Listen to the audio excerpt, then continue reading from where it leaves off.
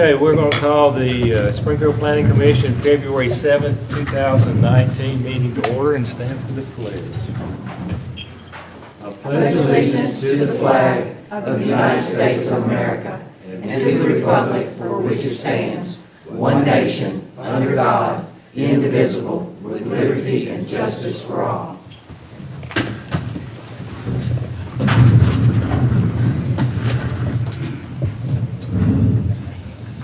We are ready to call the roll. Mr. Townsend? Here. Mr. Poole? Here. Ms. Woodard? Here. Mr. Allen? Here. Mr. Hollingsworth? Here. Ms. Mason? Here. Mr. Sneed? Here. Mr. Powell? Absent. Ms. Boyd? Here. 8 out of 9 commissioners here. We do have a quorum. Okay, good crowd tonight. Is there a motion for approval of the minutes from January the 3rd? I have a correction that I need to, I'm not listed present or absent in that meeting. I probably took you off of that present and forgot to put you on the absent. Okay, I'll make a note of it and get it taken care of, Ms. Mason. Oh, thanks. With that correction, I'll make a motion that we approve. Okay, is there a second with the correction? With the correction. Second. Okay, all Who in got that, favor say aye. Aye. All in favor say aye. Aye. Any opposed? Okay, the minutes will stand approved. As corrected. As correct. Item number 1 is KT Construction Limited, a rezoning request for Lot 11 on Bradley Drive from MRO to CS. Is there a motion to put this on the floor for discussion? Is there a second? Second. All in favor say aye. Aye. Okay. What have we got here, Dave? Well, Mr. Allen, we have a request to rezone from the existing MRO to CS. As you guys know, our MRO is one of our lightest commercial zoning classifications. However, it does not allow for commercial services. The gentleman that wants to wants to rezone this, it's our understanding that he has Fastenal across the street, wants a bigger place, and they're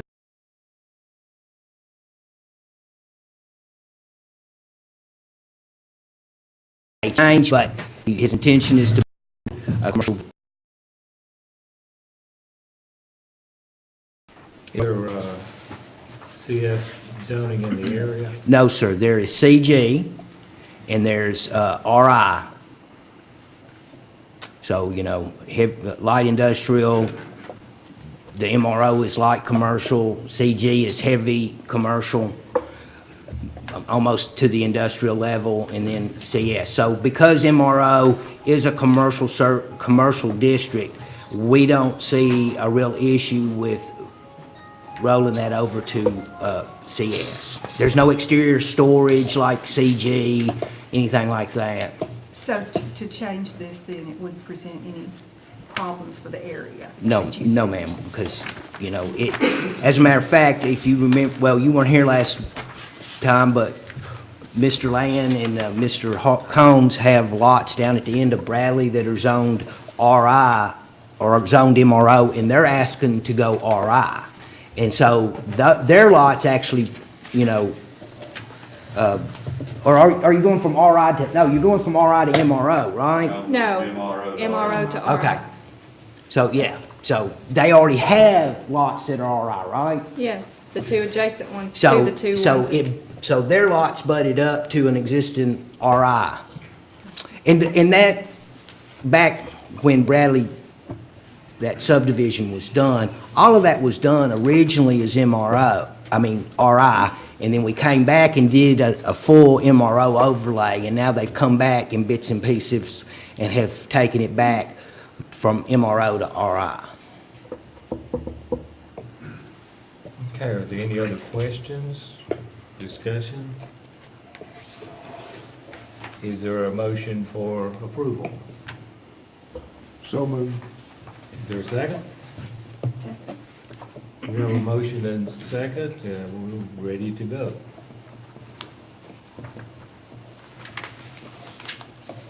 Ms. Boyd, Yes. Mr. Townsend, Yes. Mr. Poole, Yes. Ms. Woodard, Yes. Mr. Hollingsworth, Yes. Ms. Mason, Yes. Mr. Sneed, Yes. Mr. Allen. Yes. Passes 8-0. All right, item number 2 is Elder Drive, 8 lot.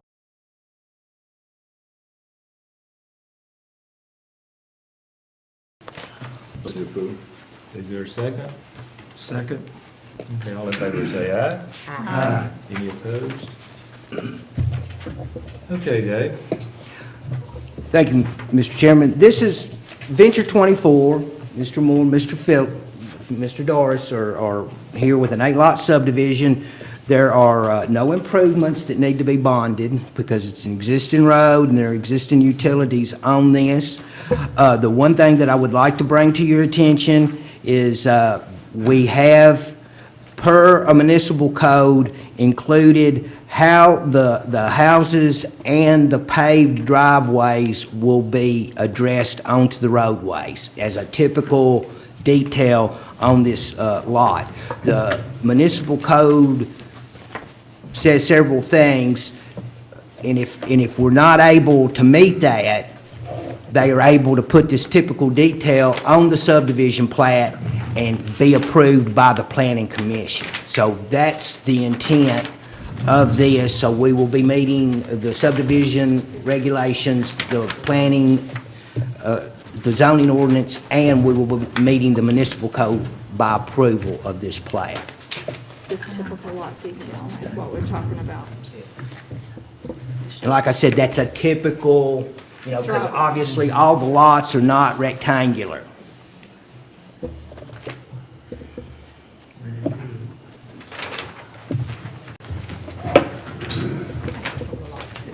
It's okay. This is on here to show how a typical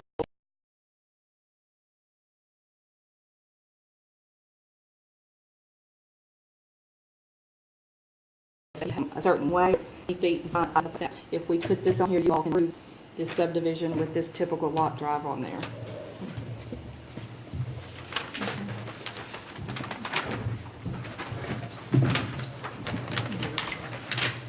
This is a typical driveway here.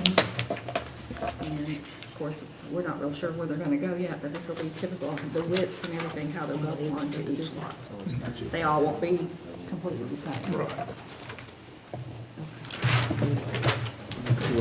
It's right here in this detail. You got it, okay, I didn't know if you could see it. Yeah, I got my phone, make it blow. Okay. I said, no, it don't look all right.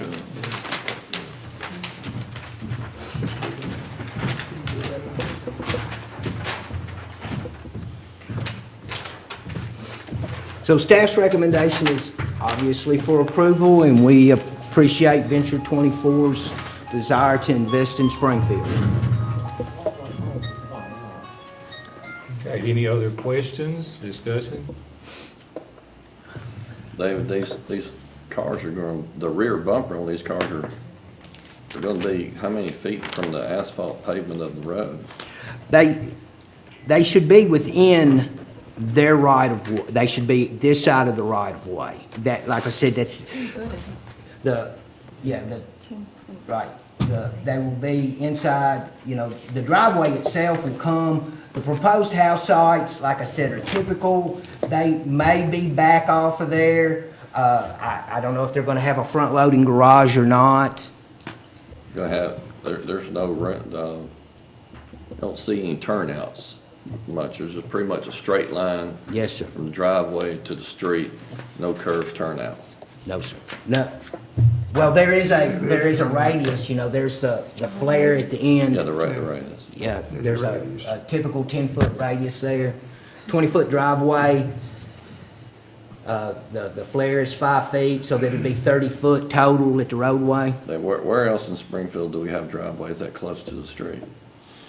Um, On any new subdivision in the last 30 years? Well, we haven't, this is our first attempt of meeting, a new subdivision, meeting the municipal code that was passed in, I want to say 14. There is a, and I don't have it right off the top of my head, but there is a provision that within the municipal code that calls for paved driveways, that there'll be 150 feet. Right, I remember that being passed by the board mayor and alderman, but, what you're asking for here, you're asking, this is not a variance, we're No. just doing it in the whole subdivision Right, as a within- plat for the within whole the- subdivision, but if, Right. The last sentence of the municipal code states, "The parking of vehicles in front of any new single-family, two-family, or multifamily residential structure shall not be allowed in the area between the house or the residential section of the structure and street unless authorized by this section or the planning commission in subdivision or site plan approval."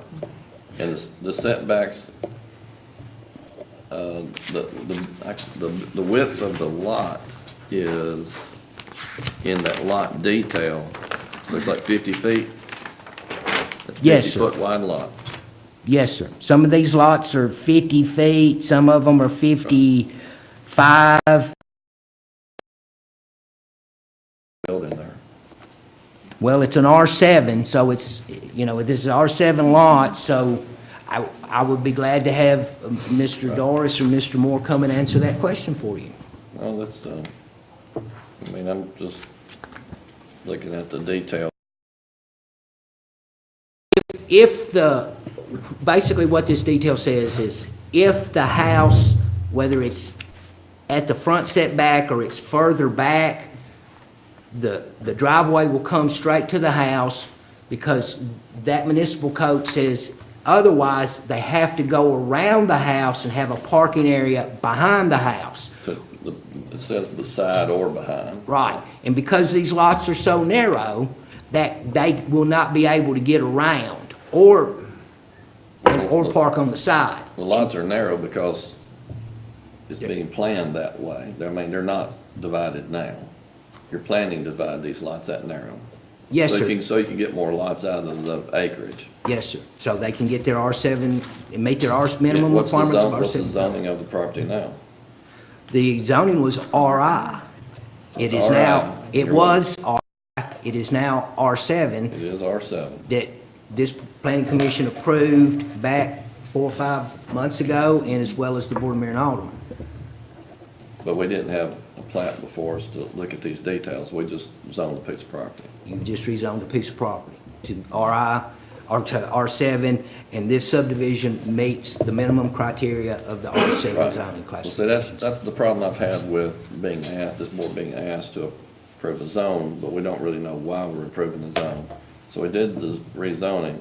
Now we're looking at lots that are as narrow as anything I've ever seen. Yes, sir. Driveways basically the rear bump of the car sitting on the asphalt of the street. So, I'm gonna turn it over to anybody else if you can see these details, see if anybody else has any issues about it. Or issues, questions, or approval. Or, like I said, it's a I'm just typical bringing to your- detail, I'm just bringing but, to your attention, There's the, something different about this we haven't seen before. yes, sir. We have similar, if you go up, we have quite a number of non-conforming lots over on Page Street, 16th, 17th. Right. This is the way we had to do those lots as well. Right, but those are existing neighborhoods. We're taking a large piece of property, we were asked to rezone it, and we were asked to rezone it without knowing what, like, for example, out on, behind the YMCA. Guy was asking us about wanting to rezone that piece of property. We were demanding, we know what he's gonna do with it before we rezoned it, and we didn't rezone it. Mm-hmm. Flip side on this, we were asked to rezone it, we did, now we're looking at the plat where we didn't make him do it. Where I we made the other understand. guy do it, we didn't make this guy do it. I understand. So there's not conformity about how the board's being presented with rezonings on the front end. I will politely disagree, because that one out on South Main, there were many people that were opposed to that, because it was to an R15 zoning, because they were afraid that there would be duplexes built on that piece of property. And so that neighborhood came and spoke to the Board of Mayor and Aldermen, and the Board of Mayor and Aldermen chose not to. Right, well, across the street from Elder Drive, this piece of property, across the street, what is the zoning of the houses across the street? It is R, There are 10, but across Right. Kelton Jackson, there are 7. yes. So the Brookside section is R7 to the east. To the north, the Cross Creek section is R10. So that's 10, 11, 12, 13, 14, 15, 16, those are R10, I see it right there, just bring it to your attention. Right. And then directly across the street is, we just got through rezoning this R7, and because the depth of those lots allows the lots to be more narrow. Yes. But the minimum frontage in an R7 is 50,000, is 50 feet, 7,000 square feet. So, all I can tell you is that nobody in Cross Creek or Brookside was concerned about this piece of property be rezoned into a classification the same as Brookside. So, and with that said, you know, these two gentlemen are well within their right to get the maximum number of lots that they can per that zoning. So, I mean, our opportunity would have Okay. been to not rezone it to R7 and rezone it to I R10. don't know if you say it's within the right because we rezoned it, there's really no need to further discussion about this then. My question to you is, don't bring any more rezonings to us until we see a plat, how they're gonna lay it out. That's We- not required. Well, with that said, we can't require that for a rezoning. By law, all we can require is the parcel number, map number, and the, If I lived across the street from this, and my cars are behind the house or to the side, and something's been rezoned across the street, their cars are basically on the street, the rear bumpers are basically on the street, I want to know why. These people across the street, they're not having any question, they're not in planning zone, they probably haven't seen this, it's just been open field to them. Application. right.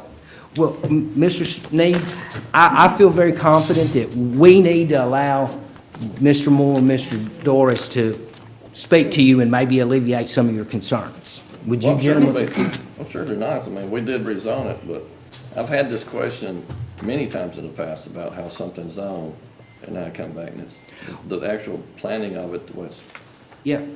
the civil engineer designed it, thought, well, I wish I'd seen it before. Well, and I wish we could go that, but I would have told you at the R7 zoning that their intent is to. So if it's not required to make a person plat it before we rezone it, then what did we do to Dr. Johnson on his piece of property? We didn't require him we did not require him to plat it. We want to know what he's going to do with it. And he told you guys and he told the planning commission that he had every intent to do an R15 subdivision and build residential single-family houses on those lots. But the neighbors in that area did not trust Dr. Johnson to live up to his word. And at that point, if you remember last year at our strategic planning session, one of our items for community development was to get into the zoning classification on RS15, that we could rezone these things and guarantee the neighbors that nothing but a single-family residential house will be built on these R15 lots. But that was the problem with Dr. Johnson's deal. The problem was, the neighbors out there raised Cain about it. Once you rezone it, and that's what you gotta do, it's out of their hands. And Dr. Johnson had to go by the rules he set forth for him. Right. You gotta build a certain style house on a certain size lot. So if Dr. So the Johnson- neighbors shouldn't even come into play, and which I Well- argued about that. Well, with R15, he can still do duplexes. Yes. That's- See, but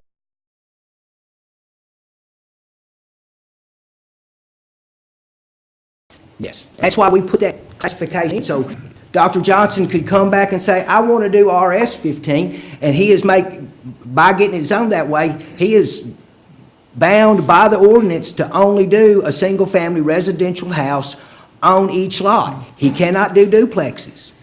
All right. He can't do any more.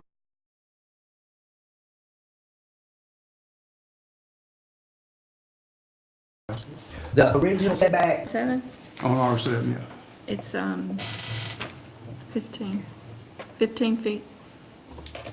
is the rear Is- setback. The rear is set, it- Jim, is there room to move the house back? To ease up the driveway? You invited me to speak here. Yes. First, I want to say I agree with the direction that Mr. Sneed's going with this. I mean, somebody calls for a rezoning, you have to assume it's the maximum density, and just because they're saying this is what I'm going to do, they could sell it the next day to another person and start all over. So, for the betterment of Springfield and other people that maybe we all don't know each other and trust, I mean, I think he's kind of headed down the right path. I don't know what kind of protection that we could give ourselves on that, but I like the idea. So on these lots, we had surveyor Steve Arts. He drew it up and set the house on the front setback. Mr. Dorse and I we're going to move the house back. To answer your question, across the street, across Elder is R10, across Kelton Jackson is R7. So it touches an R7 zoning, and we discussed that when it was brought before the board for rezoning. All these homes over here across from Elder at Cross Creek, 11, 12, 13, that's a slope. Actually, the parking is up at the road in front of the house. The reason this plan looks like this, and this is something that I've talked to you all before and talking with Ms. Head, you can't put any parking in front of the house. So maybe we would do a turnaround in front of the house, but the code won't allow it, correct? right. So, yeah, to answer your question, we're willing to move the house back, absolutely. We're gonna sell these homes, they're gonna be nice, like what everything else we've been doing around town.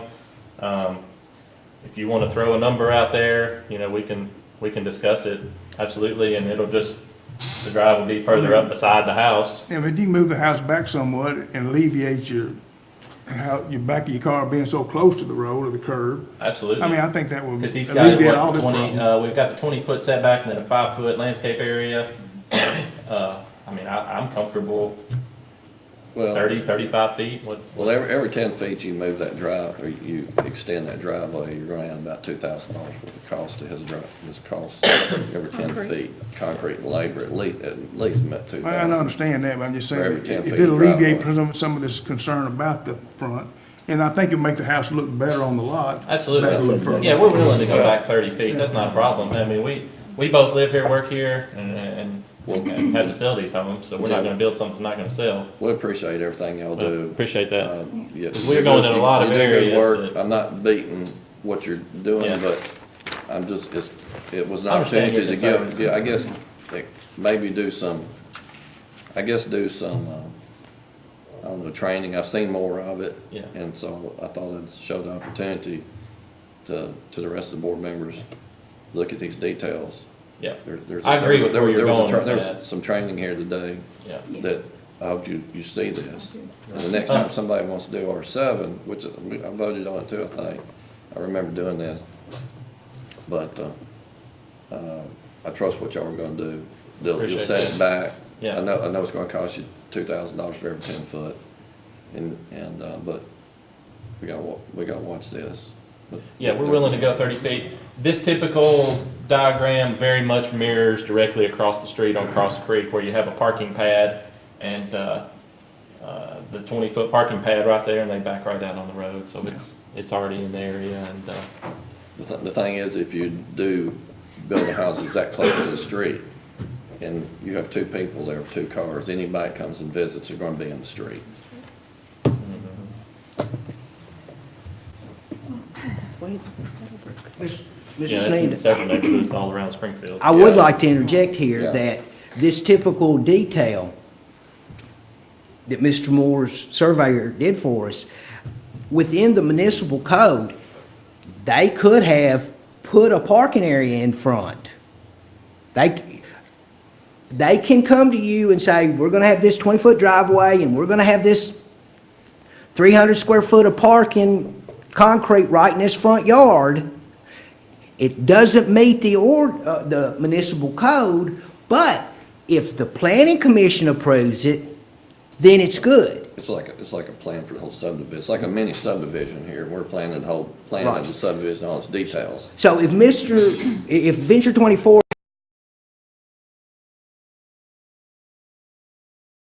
municipal code, which would have been impossible for them to do.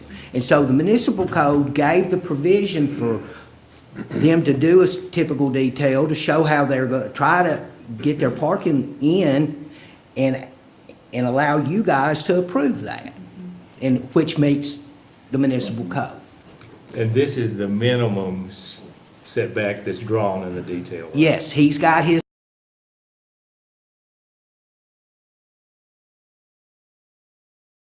They said that they were and moves back stability.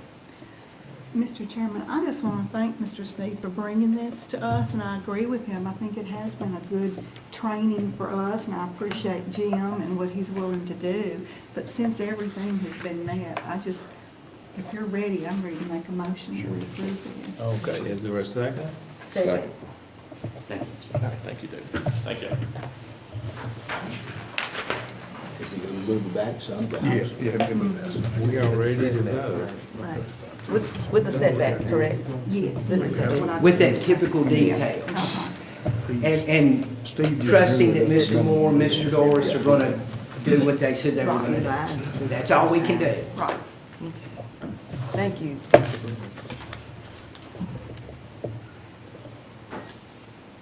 Okay, Gina's we're ready. taking We some have, we have a motion and a second. I was writing. Okay. Yes, I'm sorry, I'm slow. It's okay. Not a problem. Okay. Ms. Woodard, Yes. Mr. Hollingsworth, Yes. Ms. Mason, Yes. Mr. Sneed, Yes. Ms. Boyd, Yes. Mr. Townsend, Yes. Mr. Poole, Yes. Mr. Allen, Yes. passes 8-0. All right, item number 3 is Eden Point subdivision approval and bond. Is there a motion to put this on the floor for discussion? So moved. Is there a second? Second. All in favor say aye. Aye. Any opposed? Okay, we're ready to go, Dave. Okay. Poplar Ranch Ventures is LLC. I don't even know if it's an LLC. Is the people that own the Eden Point, Ross, his son's another partner. They've submitted for your, they submitted for your review the, not only the resolution, but the Letter of credit. letter of credit and the subdivision Subdivision. plat that we had obviously didn't get in there. Yeah, it is. No, that's, I said, well, yes, oh, okay. it's Maybe this it's- one right here. I might have gotten past it, I'm- Gina, I'm sorry. No, I don't have it in mind. Okay. But You need this? We've got a copy, but it's really small. you've looked at the preliminary before. This is that piece of property that has 30 lots and 2 bulb cul-de-sacs coming off of it. Both of them count as one, towards one cul-de-sac, because neither one of them's more than, together don't add up to more than 1,200 linear feet. So, Mr. Fan has put in 90% of the infrastructure, and he has some more infrastructure to go in the next phase, but they're wanting to go ahead and move forward and start selling some lots. This particular phase 1 has a cul-de-sac, a temporary cul-de-sac, that will be removed when they move into the second phase. There is, I think, 1, 2, 3, 4, 5, 6, 7, 8, 9, 10, 11, 12 buildable lots there of the 30 lots that he's allowed.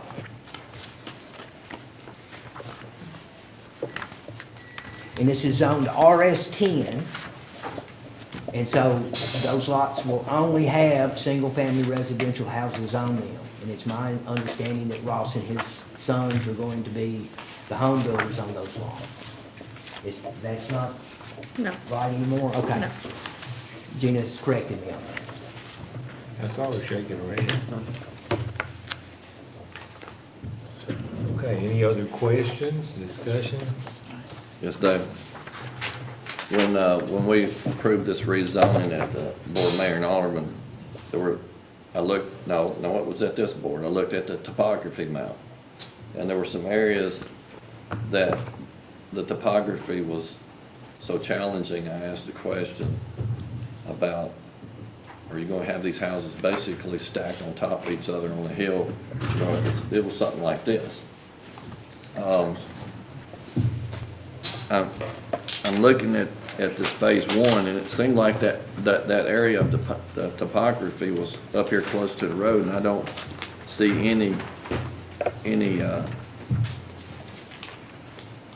any space between the lots. All lots have been approved as you come in off the street. And I don't want to get into a situation where, like out at the railroad, where we approved subdivision and the water was so bad from one house, the houses we had to buy and tear down there by the railroad tracks. I don't want a situation where we approved a subdivision on lots this steep. This is the preliminary subdivision plat that this planning commission Okay. approved. They're going to here, this is where their cul-de-sac is. So We're coming off the road here, Coming off and they're the road building all the here. way down to here. there's gonna be a temporary cul-de-sac Okay. right there. And then 1, 2, 3, 4, Okay, 5, 6, all 7, right. 8. Well, that's right. The bad part is on the next phase. It's right in here, because you're not gonna be able to put houses in here. There's something wrong with this. I mean, it's just too steep right in there. Well, they can, They can divide a lot, but I don't want to get in a situation where somebody's got so much water flowing from their neighbor onto them, they say, well. my basement's been flooded. The utility, the drainage and utility easements go down the side. They can build a high foundation and still build a flat lot there. There's a pond over here where this would drain to. If you notice back here, Yeah. these deep setbacks in the rear, they're purposely deep so that there is Well, that's, there's a, here in this cul-de-sac built. Oh, no, this was Where's the something that cul-de-sac, could be. right? temporary Okay, cul-de-sac. I'll drive out there tomorrow, but when we start looking at this, and I'll be watching these lot lines. 30. I don't want to be buying somebody's house because we This right here is. didn't know our due diligence, like, It's I open. told Alan else, why did you approve 5 houses There's down not this gonna be hole? a house here. And then we had 5 Two more. new There's houses. no house His here. response should have been, he did. Open to cul-de-sac. Well, I told, we met up there, but But on here, what we're approving right now is going to be a temporary Yeah. cul-de-sac that will go Yeah. away and start this other So section. these will work. Ross, This way and that way. okay, thank you. That's like, but I'll go out there. Mr. if you Allen. had any questions, I would say that Mr. Fan would be the best person to talk to. I got some, I'll call. As his, because he would be his best defender for that specific facts. But we have the construction plans. I think you've looked at those as well, Tom. It addresses the drainage, the stormwater detention. There's a temporary silt basin to, not. Where their civil engineer was here, and when I brought it to the board's attention, she came up and talked and agreed that it was challenging. Yep. Not impossible, not challenging. Well, I will say this, Mr. Sneed, all the easy stuff's been done. yeah. Yep. All right, I'm ready to vote. I gotta go to the other meeting at 6, unless y'all have some more questions. Mr. Chairman. And what was the staff's recommendation on this one? Is to approve the phase one and to accept to accept the bond, which is a letter of credit for $230,400 from Popular Ranch Ventures. And within the resolution, the bond is good till February the 5th of 2020.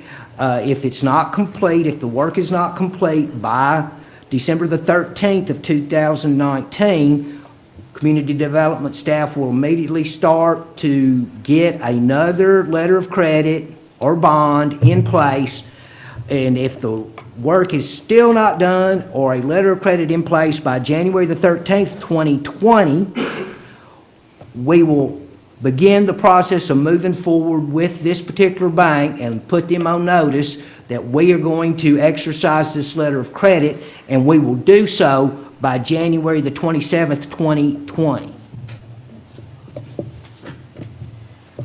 Well, I'd hope you give any contractors some leeway, because it's just so hard to find, find subcontractors and materials, and Well- we gotta be more flexible with these general contractors, because it's a problem. You Yes, just sir. can't find people to do stuff. Within the resolution, thank you for bringing this up, there is an annual renewal. So the contractor, or in this particular case, Popular Ranch, has the right to renew his bond. So we will just bring it to you next year, ask that you approve his continuing on bond for this, and he may even by that time be ready to get a bond on phase two, or phase two may come online before that, so we may be back to you next 6 to 9 months going, phase two's ready, here's that bond, this resolution for that bond. But we want to, we go ahead and build these dates in to protect the city, so that, we don't have to come back to you guys and say, we need you to approve us calling this bond, because nobody wants to call the bond. We don't want to call the bond. The bond, the letter of credit will only be exercised if the developer doesn't come forward with an instrument to take care of this. Well, Dave, we had it on our agenda at the Board of Mayor and Alderman to call the bond on that project that's this side of Dr. Grimes' new building.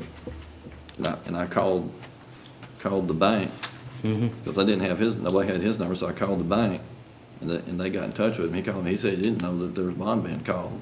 I said, well, you better get up here, because the meeting's tonight about it. And then, We had reached I out. couldn't come to that meeting, I was absent, but y'all didn't call the bond. We didn't call, no, this planning commission did not call the bond. They chose, and by the ordinance and the subdivision regulations, Yeah, but the owner didn't know that there Well, was something on the agenda. that we called had his bond. notified the owner. I we had. talked to him, he didn't know, but anyway. We never not notify anyone. I know I called the bank. and Well, said, "Hey, I you're- don't you're know about who you you're gonna talked to, have call Mr. the bank," Steve, and but said, I "You're gonna have know, to-" I Okay. know that we notified the Oh, owner, okay. because I think I'm the one who did it, so. Well, I talked to the bank too, and I said, we're gonna call this loan, you're gonna have to pay it, get in touch with the owner. He called me. And really, it's not really we have some Well, I know. responsibility, I but went- they're I went- supposed to be, the That's not- subdivision people that own the property are supposed to be keeping up with their bonds as well. Well, Because- I know it's been like 5, 6 years, it's been a long time, Right. but And keep in mind, it's, this planning commission cut a deal with them. The deal is, we'll let you register your plat, and we'll let you sell your lots if you keep a bond current. We feel that it is as much the developer's responsibility to keep their bond current as it is for us to take a frying pan and a wooden I trust spoon and that beat, y'all- and go, you owe us a bond. well, I trust that you probably contacted him, and he probably just, I don't know, he might have said, no, I don't know, so he can buy some time with it. Maybe, I'm sure y'all did your due diligence, but maybe I just reminded him. So he got up here and we didn't call his bond, but I think he's gonna resell it and they're gonna redevelop it. It's not gonna be what it is now. That little cul-de-sac that's out there grown up. Right.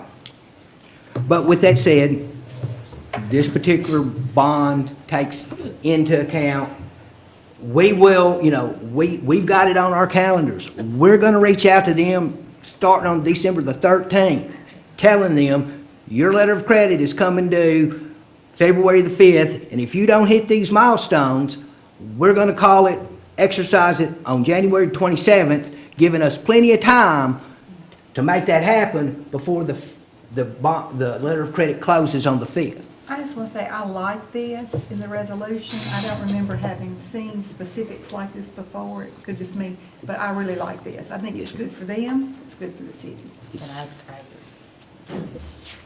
Thank you. We are trying to look out for the city's interest in this. Okay, are we ready for a motion on? Yes, sir. item number 3? Yes. Motion to approve. Okay, is there a second? All right, we're ready to vote. Ms. Boyd? Mr. Townsend? Yes. Mr. Poole? Yes. Mr. Allen? Yes. Mr. Hollingsworth? Yes. Ms. Mason? Yes. Mr. Sneed? Yes. Ms. Woodard? Yes. Passes 8-0. Thank you. Okay, the next thing I see here is discussion on the July Planning Commission meeting. What is that, Dave? The July Planning Commission for 2019 is scheduled July 4th. And so the discussion is, I would like for you as committee members to think about it. And at the next meeting, well, let's move the meeting. Do we want to move it up in that week? Or do we want to move it to the following Thursday? Or any time during, we can move it any day. I would say, but I'd say let's stick within that 2-week period. So keep in mind, look at your calendars, see what you want to do, and let's go ahead and set that date, and then we can advertise that date on our website, and then, when we make our notices, it will reflect that date. Why don't you just have a cookout at your house and have the meeting then? Well, let me ask my wife, and we might be able to work out. As long as y'all are good with hot dogs, we're That'd be all right. all right. So that's one thing. We have the other item that was on there was the BZA item where Pedro Reyes had asked for a 17-foot variance. Ms. Head and I met with Mr. Reyes today, and anyway, there may be enough property still left that they can combine and replat and get 2 lots out of it, 2 10,000 square foot lots, and meet the true corner setbacks without a variance. Mr. Reyes bought several lots over there. We never were aware that he had bought some pre-existing lots. As a builder, he kind of gets some tunnel vision. They're pre-existing lots. I don't want to mess with them. But in this particular case, he had some conforming lots and some non-conforming lots. And he could have very easily gotten with us, and we could have worked with him, and he would have probably gotten the same number of buildable lots, but not had to go through this or try to get a variance on one of those lots. So he now sees what we were trying to say to him. Because he bought a pre-existing subdivision. He didn't lay it out or help lay it out himself. So in the future, Mr. Reyes, if he gets several lots like that, he's going to come to us and sit down and see how we can help him meet the goal that he wants without having to take something to the BZA. But we're still going, every time there's a BZA item, we're going to bring it to you guys, get your opinion on it, and take it back to the Board of Zoning Appeals. And let them know your opinion on that, as per the ordinance. And I hope y'all brought y'all's umbrellas.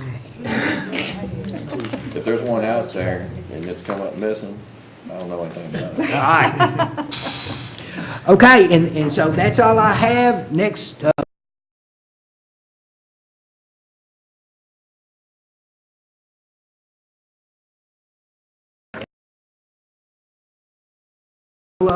if there's any BZA items, because they still got a week from Tuesday. No, this coming This Tuesday. coming Tuesday to hit BZA requests, but we'll let you know what those are. As always, you know where our officers are at. Feel free to come by with any questions, concerns, or comments. We appreciate the opportunity to work with each and every one of you, and we look forward to you helping us in our long-range future plans. It was interesting going to the BZA meeting, see how that worked. And please come again. Got a whole new appreciation for you. Please come again. Is there any other discussion? Okay, we will stand adjourned. Keep in your prayers. That's right.